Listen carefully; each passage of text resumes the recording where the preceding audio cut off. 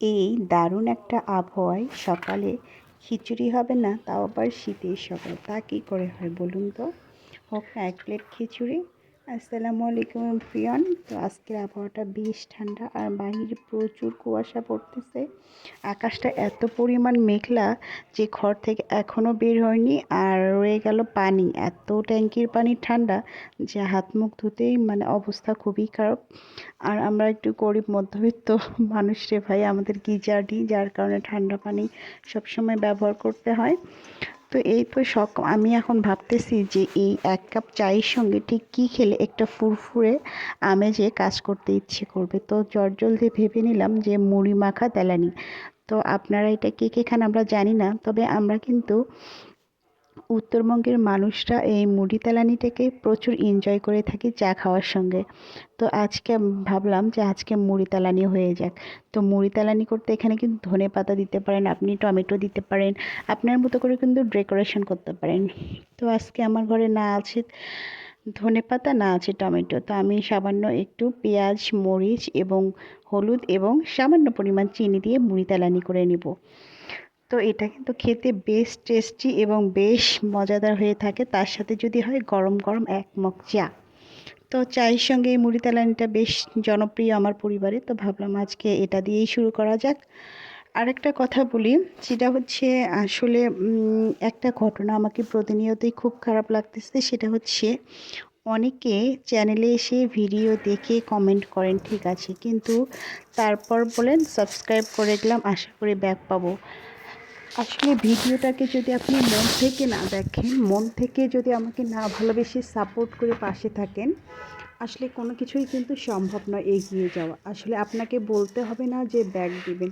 আসলে সেই ব্যক্তিটিকে কিন্তু মন থেকে নতুন যারা আছে তারাই কিন্তু একমাত্র নতুনের এগিয়ে যাওয়ার শুভকামনা করে। যারা অনেক বড় সেলিব্রিটি হয়ে গেছে তারা কিন্তু কখনোই আপনার ছোট ছোট কন্টেন্ট ক্রিয়েটর বলেন, ছোট ছোট ইউটিউবার্সদের পাশে থাকবে না। তো যেহেতু আমরা ছোট ছোট, তো আমরা নিজ থেকেই চেষ্টা করব যেন নিজের সঙ্গে আশেপাশে যারা সুন্দর সুন্দর শুভকামনা করে সেই মানুষটির পাশে থেকে তাদের সবাইকে নিয়ে একসাথে এগিয়ে যাওয়ার জন্য। তো এখানে এই তো সিম একটু বাঁধাকপি নেব, আর এখানে অনেকটা পরিমাণ বাঁধাকপি কেটে নিয়েছিলাম আমি। তো আসলে সময়ের অভাবে প্লাস শরীরটা খারাপ লাগার কারণে এগুলো আমি একদমই ভাবতেই ফ্রিজে রাখতে পারিনি।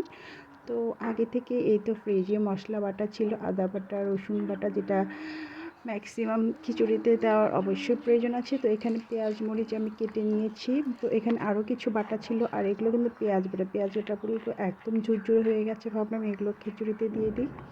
তো এখানে নুন নিয়েছি, নুন, একটু শুকনো মরিচের গুঁড়ো, গরম মশলার গুঁড়ো, ধনে জিরের গুঁড়ো, আর নিয়েছি সামান্য হলুদ। তো এগুলো আমি আগেই ডেকোরেশন করে নিয়েছি। আসলে কোনো কিছু রান্না করার সময় হাতের কাছে যত সব কিছু রেডি থাকবে তত কিন্তু কাজ করার এনার্জিটা থাকে।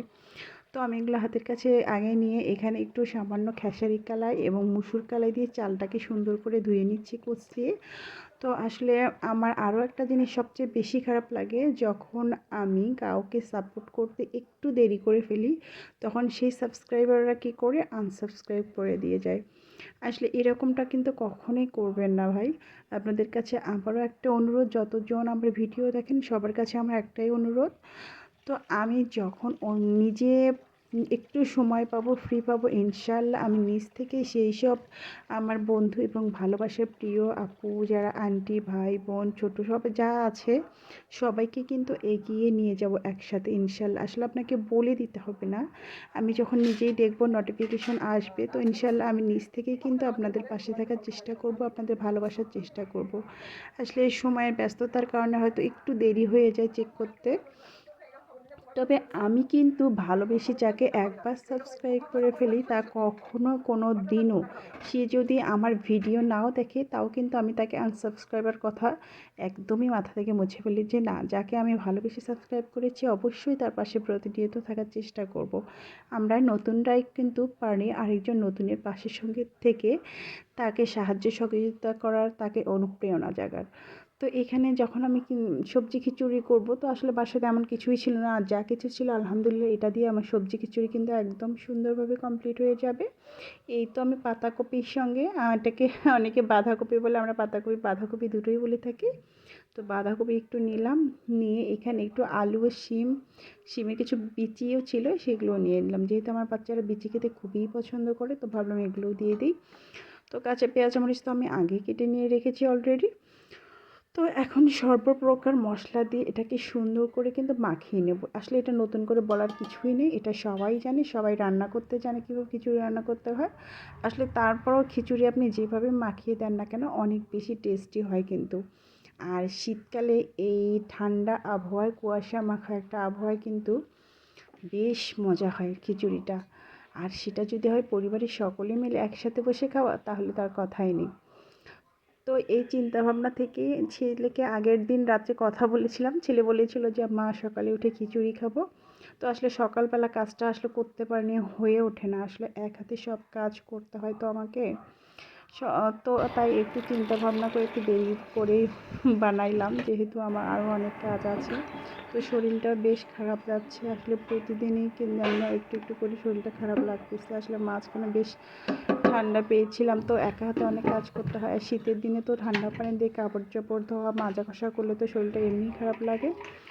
তো সেই সময় আসলে লোকজনের কয়েকদিন গ্যাঞ্জাম ছিল, বাসায় মেহমান এসেছিলো, তাদেরকে আপ্যায়ন অতিথি করে আবার সেগুলো পরিষ্কার পরিচ্ছন্ন করে রাখা। ওই যে বললাম না কাজের লোকের অভাব, এখানে আবার একদম কাজের লোক পাওয়া যায় না। আর হেল্পিং হ্যান্ড ছাড়া তো নিজে নিজে সব কাজ করতে, আর আমার কিন্তু একা কাজ করতে বেশি ভালো লাগে।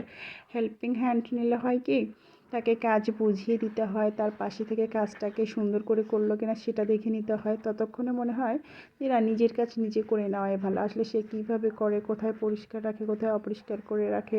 আর তাছাড়া তারা কিন্তু আপনার কাজগুলো আপনার মনের মতো করে পরিষ্কার করে দেবে না।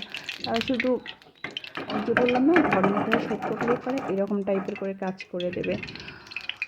তো আসলে ওই জন্য সেই চিন্তাভাবনা থেকে নিজের কাজগুলো নিজে করাই উত্তম। তো এখানে এই তো গোল বেগুন ছিল বাসায় আমার। তো গোল বেগুনগুলো একদম শুকিয়ে যাচ্ছে রান্না করার অভাবে, তো এই জন্য গোল বেগুনগুলোকে একটু ভেজে নিয়ে একটু রাখতেছি, যেহেতু খিচুড়ি খাবো। আর খিচুড়ির সাথে গোল বেগুন ছাড়া আর কি করবো সেটাই চিন্তা করতেছি। আর বেগুনগুলোকে সুন্দরভাবে উল্টিয়ে পাল্টিয়ে নিচ্ছি। একটা কথা কি, যে আসলে সংসার করা প্রতিটি নারী কিন্তু তার সংসারে মায়া বোঝে, মমতা বোঝে, 2 টাকা সঞ্চয়ের কথা ভাবে। এটা আপনি নতুন বলুন আর যে 25-30 বছর সংসার করে আসে তার কাছে যান, সেম একই গল্প কিন্তু করবে। যে মেয়েটা 6 মাস 1 বছর হলো বিয়ে হয়েছে, সেই মেয়েটার সংসারে মায়ায় পড়ে যায়। আর যে মেয়েটা 25-30 বছর হলো সংসার করতেছে, সে মেয়েটার তো মায়া আরও দ্বিগুণ বেড়ে যায়। আসলে নারীরা মনে হয় এইরকমই হয়ে থাকে, তার সংসারটাকে আগলে রাখার জন্য, তার সংসারটাকে একটু ভালো রাখার জন্য, হাসি খুশি রাখার জন্য অনেক টিপটাপ করে চলে, সিমসাম করে চলে, হোক না একটু কষ্ট। তারপরে মনে হয় যে নিজের কাজটা নিজে একটু করে নিই, নিজে সুন্দরভাবে গুছিয়ে নিই সব কিছু। আসলে অন্যের উপর ডিপেন্ড করে কিন্তু কখনো কোনো কিছু সুন্দর হয় না। আর ওই যে একটা প্রবাদ বাক্য আছে না, যে অপরের জন্য কাজ ফেলে রাখলে তার মুখে আসলে কিছুই হয় না, সে ফাঁকায় পড়েই রয়। আর নিজের কাজ যখন নিজে করবেন, তার মধ্যে কিন্তু আলাদা অন্যরকম একটা আনন্দ, একটা তৃপ্তি কাজ করে এবং সুখের তৃপ্তি কাজ করে। তো এই তো বেগুন ভাজাটা অনেক সুন্দর হয়েছে, আর এই গোল বেগুন ভাজাটা দিয়ে কিন্তু খিচুড়ি খেতে বেশ মজা লাগবে আমার কাছে মনে হয়। তো এখানে খিচুড়ির কাছে যাওয়া যাক, দেখি খিচুড়ির কী অবস্থা। তো যেহেতু খিচুড়ি ওয়ার্মে চলে গেছে, আর এই দেখেন আসলে ক্যামেরার কারণে কিন্তু আপনারা কিন্তু খিচুড়িটাকে একটু সাদা সাদা ফ্যাকাশে দেখাচ্ছে। আসলে খিচুড়িটা কিন্তু যথেষ্ট পরিমাণ হলুদ হয়েছে এবং সুন্দর একটি কালার হয়েছে। ক্যামেরার লাইটিংয়ের কারণে কিন্তু এরকম মনে হচ্ছে। আর আমার আসলে রান্নাঘরের লাইটটা একটু প্রবলেম হয়েছে, যার কারণে আমি খুব লো ভোল্টেজের লাইট লাগিয়েছি, তার কারণে কিন্তু কালারটাকে আমি আপনাকে বোঝাতে পারতেছি না, কিন্তু কালারটা কিন্তু মাশাআল্লাহ অনেক সুন্দর হয়েছে, যা অফ ক্যামেরাতে দেখলে আপনারা ঠিক বুঝতে পারতেন। তো যাই হোক, খিচুড়িটাকে আমি এই তো এখন ভাপিয়ে নিয়ে রেখেছিলাম মোটমোটা একদম ফুরফুরে। প্রত্যেক দিন অন্যান্য সময় একটু আমি নরম করে খিচুড়ি করি, তবে আজকের খিচুড়ি একটু ঝরঝরে করলাম, কেননা নরম খিচুড়ি প্রতিদিন খেতে ইচ্ছে করে না। আজকের খিচুড়িটাকে একটু ঝরঝরে করে নিলাম। তো খিচুড়ির সাথে আরেকটা আইটেমের কথা খুব মনে পড়ে গেল, তো সেটাই আপনাদের সঙ্গে শেয়ার করতে আসলাম। এই তো আমি ফ্রিজে জলপের আচার, বড়ের আচার এগুলো কিন্তু কড়াই রয়ে গেছে অলরেডি। তো ভাবলাম কেমন হয় যদি খিচুড়ির সঙ্গে একটু আচারকেও রাখা যায়। তো আচারটাকে যেমন কথা তেমন কাজ, একটু আচার বের করে নিয়ে রাখলাম, যেহেতু ঠান্ডা আর বাচ্চাদেরকে তো একদমই ঠান্ডা দেওয়া যাবে না। তো এখানে কিন্তু আরেকটা কাজ করবো, সেটাকে আজকে কিন্তু আমি পায়েস রান্না করব। আমি কিন্তু 2 পাতিলে বেশ ঘন করে 2 পাতিল দুধ জাল দিয়ে রেখেছি পায়েস রান্না করার জন্য। তো এই তো পরিবেশনের জন্য আমি থালায় খিচুড়িটাকে একটু বেড়ে নিয়ে টেস্ট করে দেখবো খিচুড়ির স্বাদটা কেমন হয়েছে। তো আপনারাও প্লিজ কমেন্ট করে একটু জানাবেন, যদিও আসলে টেস্ট করার সৌভাগ্য হবে না, সবাই শুধু ক্যামেরাতেই দেখতে পারবেন। তারপর যারা যারা বাসায় খিচুড়ি করেন এবং সবজি খিচুড়ি করেন, আশা করি সবার খিচুড়ি মাশাআল্লাহ অনেক সুন্দর হয় এবং অনেক টেস্টি হয়।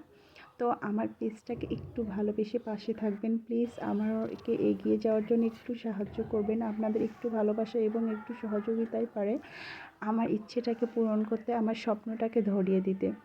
তো আপনাদের পাশে আমি ইনশাআল্লাহ থাকবো, আমাকে বলতে হবে না, আমি সবার পাশেই থাকবো এবং সবাইকে নিয়ে একসাথে এগিয়ে যাব আগামী সাফল্যতার পাশে। প্লিজ আমার চ্যানেলটাকে একটু সাবস্ক্রাইব করবেন ভালোবেসে।